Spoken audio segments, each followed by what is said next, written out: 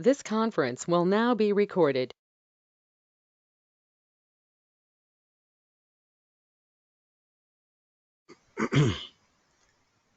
ॐ श्री गुरुभ्यो नमः।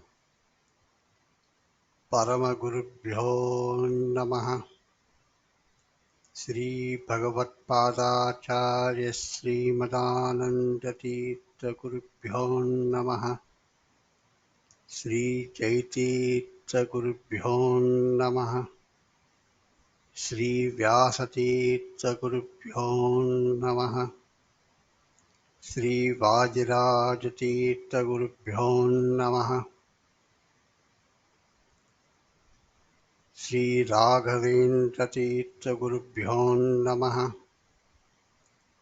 श्री सत्यबोध गुरुभ्यो नमः। श्री सत्यध्यान गुरुभ्यो नमः। श्री सत्यप्रमोद गुरुभ्यो नमः। श्री श्री श्री सत्यात्म गुरुभ्यो नमः। श्री लक्ष्मी नरसिंह प्रसन्न श्री मदानंद तीर्थ भगवत्पादाचार्य विरचित श्री ब्रह्मसूत्र भाष्य. Before we proceed with today's session on Brahmasutra Bhasha introduction program, let us offer our prayers to Lord Sri Lakshmi Narasimha with the starting stanza.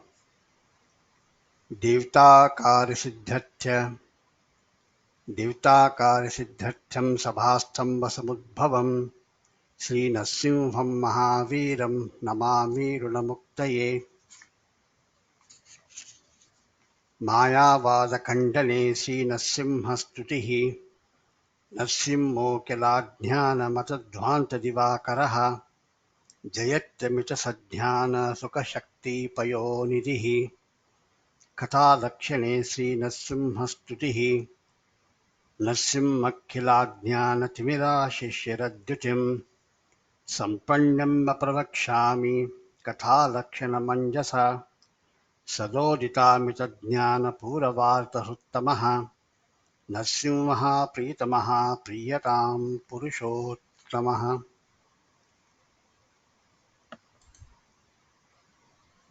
Let us offer our respectful namaskaras, sastang namaskaras to Sri Madananda Tirtha Bhagavatpadacharya Purnaprajna Ananda Tirtha ब्रह्मांता गुरुवः साक्षाज्जिष्टं दैवं श्रेयःपतिः.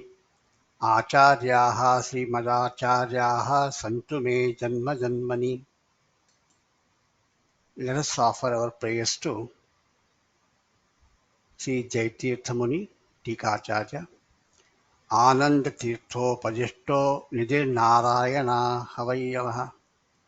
आनंद तीर्थोपदिष्टो निधिर्नारायणा हवयः. प्रदर्शितो येन सम्यक् जयतीर्थं तमाश्रये. यस्य वाक्कामधेनुर्नः कामितार्थान् प्रयच्छति. सेवेतं जययोगीन्द्रं कामपानच्छिदं सदा. Let us offer our prayers to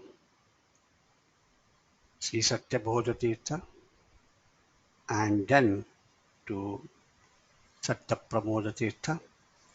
सत्याभिज्ञकराब्जोत्थान् पञ्चाशद्वर्षपूजकान् सत्यप्रमोदतीर्थायान् नौमिन्याय सुधारतान्. Our Sastanga Namaskaras to Sri Satyatma Tirtha.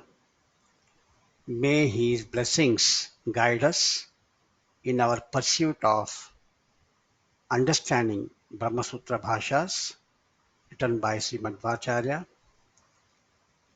May our beloved Guru Acharya Satyatma Tirtha bless us with enough devotion, dedication to work, to study the Brahmasutra Bhasha written by the Sri Madhvacharya.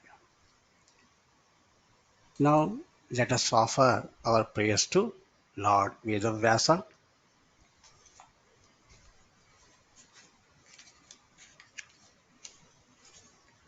नारायणं नमस्कृत्य नरं चैव नरोत्तमं देवीं सरस्वतीं व्यासं ततो जयमुदीरयेत् व्यासं वसिष्ठनप्तारं शक्तेः पौत्रं कल्मषं पराशरात्मजं वन्दे शुकतातं तपोनिधिं व्यासाय विष्णुरूपाय व्यासरूपाय विष्णवे नमो वै ब्रह्मनिधये वासिष्ठाय नमो नमः.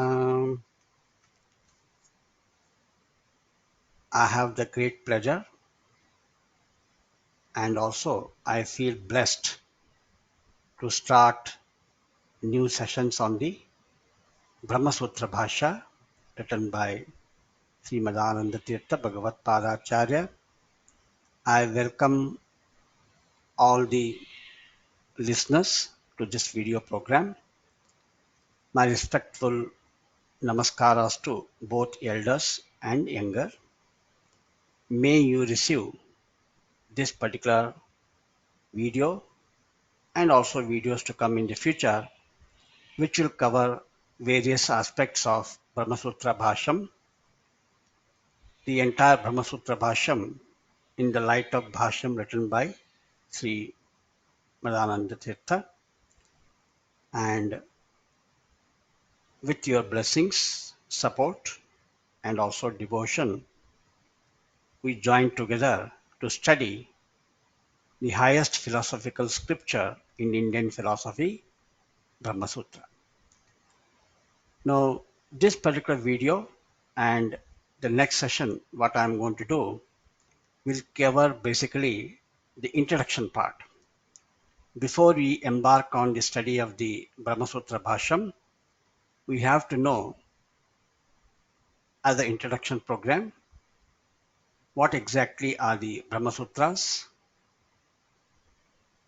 what was the need for Brahmasutra Bhashya to be written by Lord Vedavyasa. Of course, this is again enumerated in detail in the first sutra itself, in the first pada by Sri Madhananda Tirtha.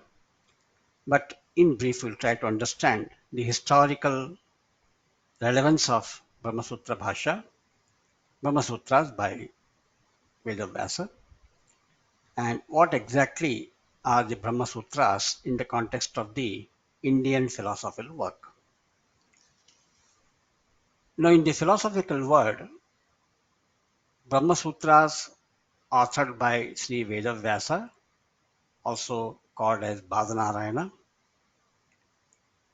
the Sriman Narayana himself, have very high recognition and acceptance.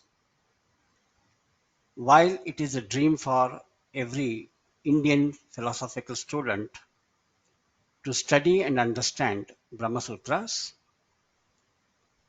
even large number of foreigners, especially Europeans, have been drawn to this great philosophical work.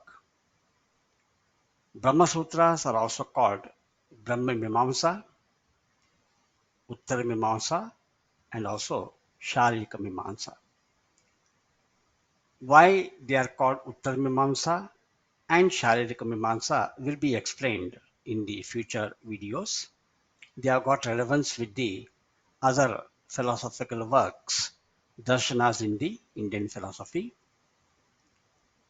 The very purpose of writing the epic philosophical work was to provide the authentic judgment or the authentic, clear, and the right perspective to Vedas and rather entire Veda Shastras that include both Karmakanda and Upanishads. While we are going to study in future in brief about the 6 important philosophical works, Vedanta happens to be the 6th one. The Vedanta itself includes large number of Shastras, including Vedas. We are going to focus on them also in the future. But the very purpose why Lord Vedavyasa chose to write Brahma Sutra was to provide as a conclusion to the entire study of Veda Shastra and also other scriptures that include the Upanishads, part of Brahma Sutras, to come to proper conclusion about the various statements which relate to Brahma Jnana. The whole focus of Brahma Sutra as a grantha, as a scripture, is to understand the exact nature, the Swarupa Jnana of Brahman, Paramatma, Lord Vishnu, so that we have a very clear understanding of the Veda Vakyas, Shrutis, wherever some kind of, the meaning which is appearing to be contradictory to the main philosophical statement of Vedas, how those contradictions are justified or contradictions are rectified in terms of proper conclusions given in the form of Brahma Sutras, and also what is the main purpose of Vedas, Veda Vakyas. They will lead us to one single main entity, the Supreme Brahman, Paramatma, the highest authority.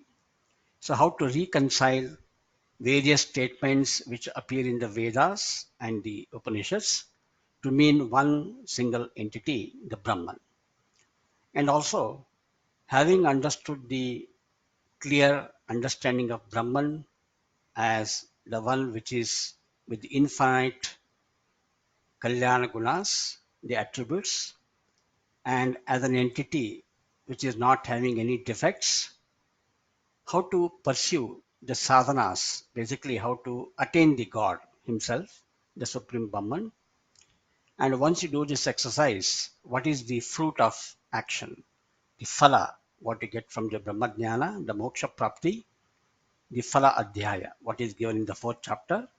So in a way, the entire Brahma Sutras will try to focus on the establishing the correct nature of the Brahman, the Supreme Brahman, the Paramatman, Parabrahman, or the Lord Vishnu. We are going to understand the Bhasha by Sri Madhvacharya. Prior to Madhvacharya, many acharyas have written the Bhasha to Brahma Sutras.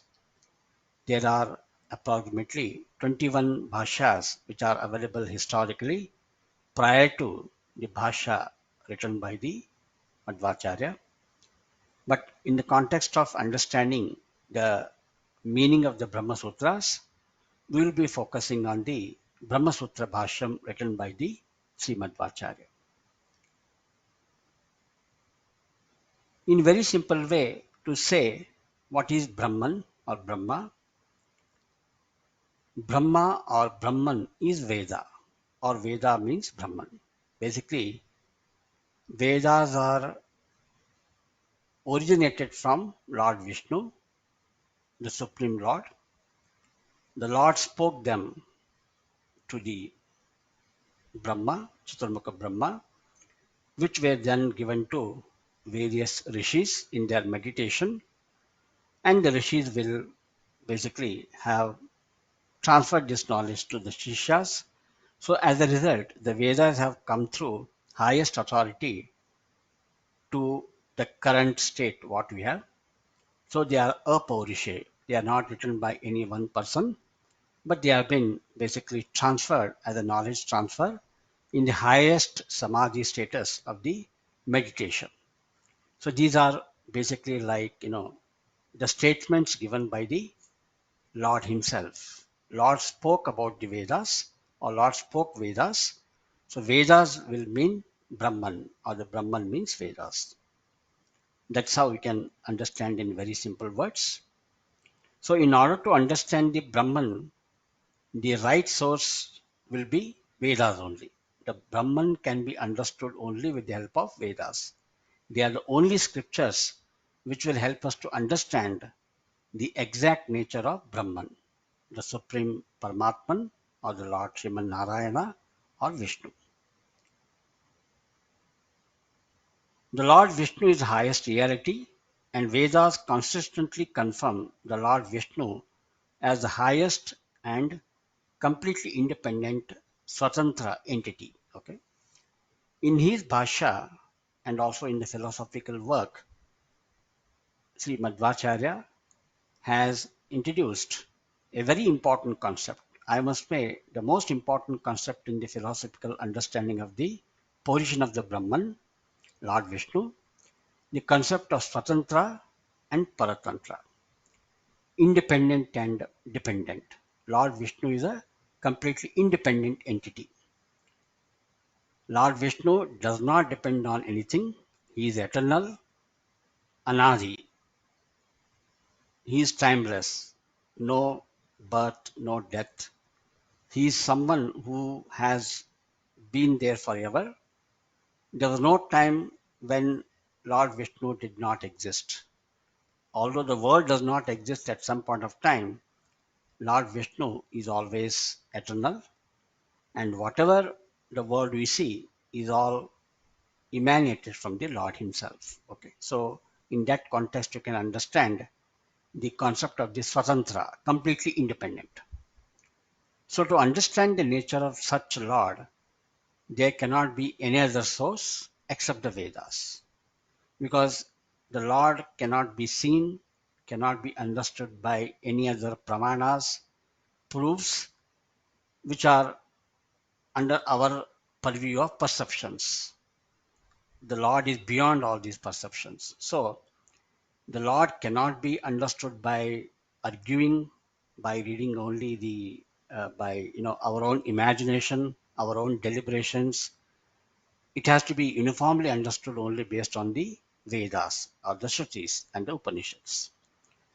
But in the context of Vedas and Upanishads, there are various statements where you can understand the basic nature of the Lord Vishnu, Parabrahman. But also there are many statements, when you read them, we get some kind of contradictory meaning. They appear to be contradictory, but in nature they are not so. So it is very much essential for to understand, deliberate them in a proper context, so that we have a uniform understanding of Brahman throughout. That means Vedas will speak only about the Brahman single entity, and there's no virodha, there's no objection to this concept from any part of the Vedas. So that was the basic need to establish the Nirnayaka Shastra, the concluding or the conclusion to the proper meaning of Vedas and Upanishads. That's how Lord Vedavyasa chose to write the Brahma Sutras. So basically, Vedavyasa is the Sutrakara, the one who wrote the Brahma Sutras. The exact meaning of Sutra and the Bhashya, what are the attributes of the Sutra, what is the attribute of the Bhashya, will be elaborated in future videos. That time you can get to know what exactly is the meaning of Sutra. What is that it qualifies as a Sutra? What is its main attribute? Can I call something as a Sutra? Then what are its attributes? That is also decided.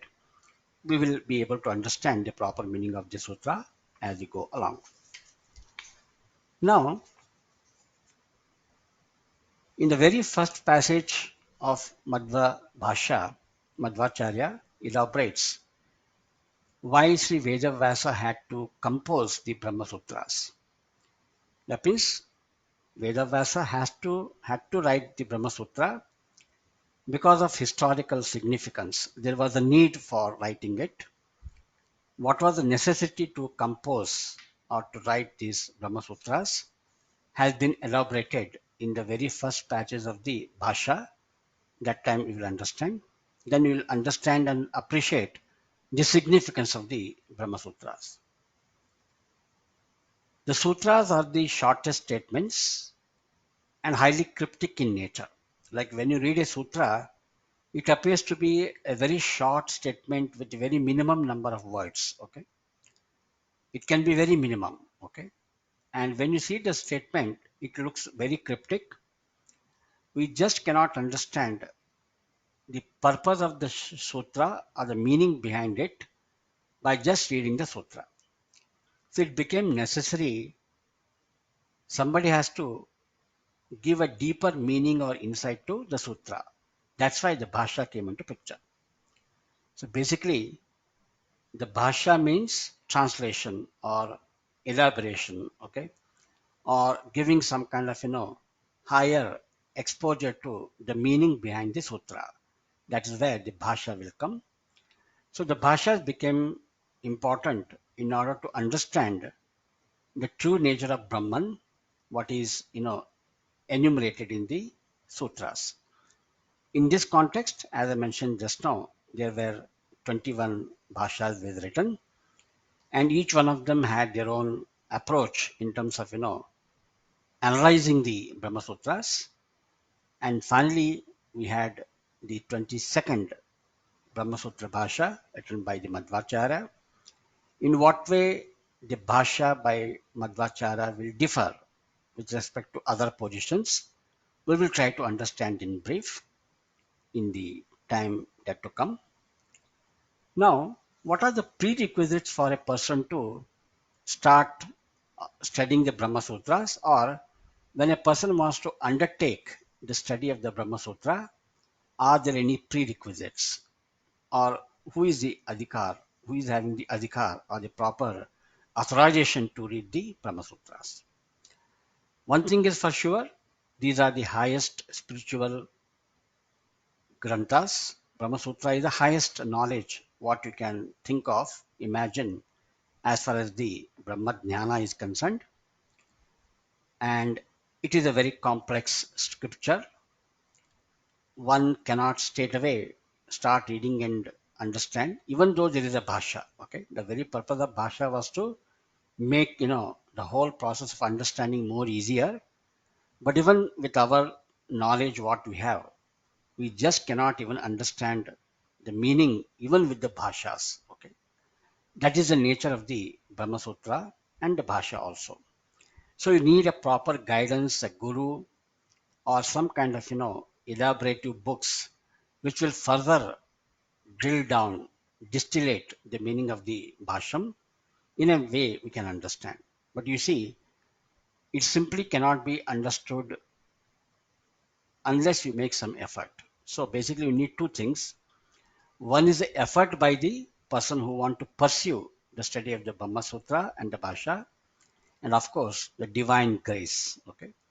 So constantly we must pray for the God's grace, Lord Vedavyasa's grace, Madhvacharya's grace, our Acharya's blessings, so that our effort may lead us to understand the highly philosophical content, the meanings behind the Brahma Sutras. It is only then possible we try to get some meaning out of the Brahma Sutras. Okay.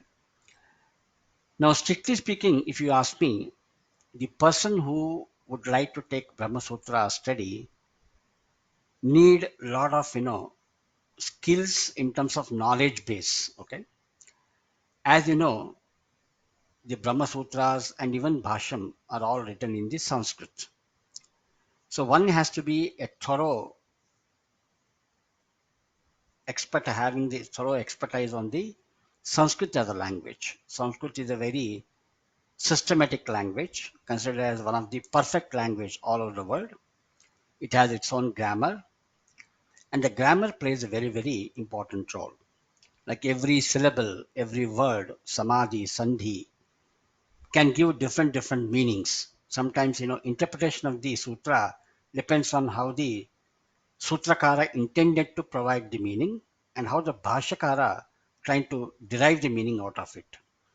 So Sanskrit is one language, the grammar, which can give us infinite meanings depending on the skill of the person who is actually reading and understanding. So as a person who wants to study the Brahma Sutra and the Bhashas must have the thorough understanding of the Sanskrit as a language. Now, typically, if you see in Vidyapits, the learning centers of the Indian philosophy, like for example, Jaitirtha, Vidyapit or Pune Prajna Vidyapit, the education system is derived in such a way students at a very tender age will join the Vidyapita. They are given a thorough exposure to the complete Shastras, starting with the Sanskrit as a language, understanding Sanskrit language, grammar, then Tarka Shastra, Nyaya Shastra, different darshanas in Indian philosophies, and then how the different bhashakaras have written the bhashyas. All these, studies are taken in a detailed way so that the person, by the time they finish the study, they have acquainted themselves with the central meaning of the Brahma Sutras by Vedavasa and also Bhashya, they may be written by the Madhvacharya. So it takes at least, overall process of, 10 years or 11 years, even more. And it is a lifelong process. It is something, the person has to keep on doing it all the life, maybe many janmas, to get the complete meaning of the Brahma Sutras and Bhashyas. And we never say complete because it's a infinite knowledge and Brahman cannot be understood fully. Even by Chaturmukha Brahma or Lakshmi, Brahman is beyond the comprehension of them also, leave alone the ordinary souls like us. But you see, according to our, yogyata, the adhikara, we'll be able to get some meaning. And that is what is essential. We must make all the effort to understand the central meaning. And for that, this kind of preparedness is required. Okay. But a person like me or many such people who are at a advanced age of life, who could not pursue such studies in the earlier stage of life, have now decided to undertake the study. How difficult it is? Yes, it is quite difficult because we have to start from scratch and the basis is not defined. If you start learning Sanskrit at this stage, maybe at 40, 45, to understand that itself will take the whole life. Then where is the scope to understand the Brahma Sutra? So we cannot focus on learning any one thing in particular in detail, but you have to start head along with the Brahma Sutra itself and Bhashas. There are many books written in the languages like Kannada or Tamil or Hindi. The Bhashas have been translated, so you can make use of such books where we must be very thankful to many acharyas who have taken the effort to translate the bhashas in the languages what we know. So with the help of those books, we can understand to some extent, but we need to work on them again and again. It's a repetitive process. Like once you read it, you may get some meaning, but you also get a lot of doubts. Again, you have to read second time, third time. So it's a lifelong process. But only the effort is required to understand the Brahma Sutras and the Bhasham, and also, as I said, the grace of the God. Okay, we have to constantly seek their blessings so that our understanding becomes the correct understanding. We get a proper perspective. We need to consult if you have any guru to clarify the doubts, or go through the books, deliberate. Maybe you can form a group of your own enthusiastic people who are also pursuing the study and then start deliberating. That's how the Brahma Sutras have to be understood. Now, let us try to understand the basic concept of Vedanta. Vedanta, broadly speaking, is a branch of Indian darshanas. There are six darshanas. Among them, the Vedanta is the one of the darshanas. What are these darshanas? We will see them in the future. Vedanta is basically the branch of Indian darshanas that relates to Upanishads, okay, which themselves are part of the Vedas, and Brahma Sutras are historically, you know, have been basically you can say Upanishads are the part of Vedas, and Upanishads, whatever they talk, the metaphysics, the various statements of Shruti Vakya, to understand them clearly, to get a proper meaning of Vedas and Upanishads, the Brahma Sutras were written. Okay. And also in the course of time, many bhashas also were written by various bhashakaras. But many of them bhashas differ from the central meaning given by the Veda Vyasa. That means there is some kind of a contradictory meaning also which has emerged. So it was always necessary to get the proper meaning, what actually Vedavyasa intended to give through the Brahma Sutras. So in that direction, you can say the real Tattvadhyana outlined by the Vedas for so many centuries, but we were left to live with certain interpretations which were contradictory to the real teachings of Vedas. Okay, why it happened that way? There is different reason for that, but we will not deliberate on that. We will have to duly respect all the Bhashakaras. We have written the Bhashas. They have been having a particular historical relevance also. Leaving that aside, we can say Madhvacharya also wrote Brahmasutra Bhasha, and we are going to focus on the study of the Brahma Sutra in the context of the Bhasha written by the Vedavyasa, Bhasha written by the Madhvacharya. The highly blessed soul of Madhvacharya, worked in the direction of the teachings of the Lord Vedavyasa.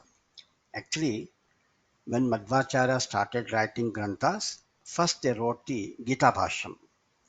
Then they went to Badrikashram, and supposed to have seen Vedavyasa had a darshan, and then it was read by Vedavyasa and approved by them with some additional remarks. And also, Vedavyasa expressed a desire that Madhvacharya should write Bhashyam on the Brahma Sutra. So, Madhvacharya, after returning back from the Badrikashram, they composed the Brahma Sutra Bhashyam and then dedicated to their guru, okay, Achyuta Preksharu. And then subsequently, they started teaching their own Bhashyam to all the people by touring various locations within the Karnataka, outside the Karnataka. Madhvacharya created his own Shishyas, identified the proper, people in the due course of line who will take over his work further and try to spread the teachings what he wanted to intend to provide. So the real Tattvavada, what he proposed, is called as Madhva Mata, and today we are able to see the basis of the philosophical in the form of Sarva Mula Granthas. In his lifetime, Sri Madhvacharya wrote around 37 Granthas and also other works, but 37 Granthas are the foundations for the Madhva Mata, the teachings that he wanted to provide to establish the correct nature of the Brahman, the Lord Vishnu, as elaborated by Sri Vedavyasa. Okay.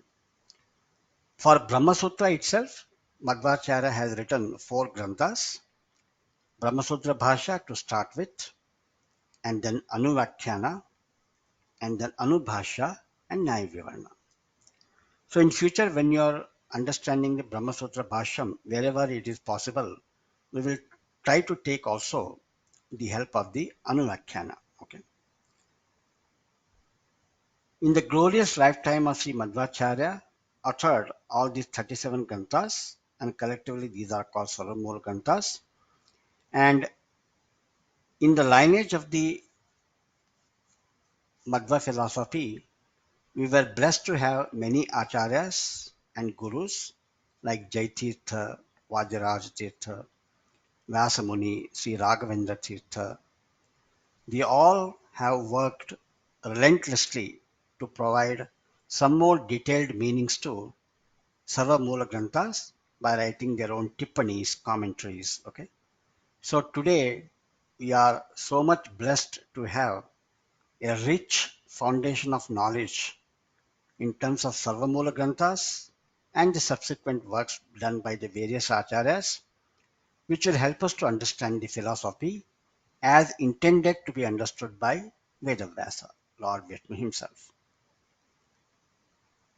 So, in the first session, what I wanted to do today, I have tried to cover the beginning into Brahma Sutras, the Brahma Sutra Bhasha, We will take it forward in the next session to talk little more about the six darshanas and then why Vedanta Sutra came into existence, a brief introduction to Brahma Sutra itself, what are the chapters, adhyayas, padas, adhikaranas, and the purpose behind each sutra, the Purva Paksha, Siddhanta, all these points we would like to discuss in the next video. And then from the third video, we get into the first chapter, the first pada, Om Atato Brahma Jidyasa Om. So I humbly, respectively offer my namaskaras to Harivayu and all the devotees. Hari Om.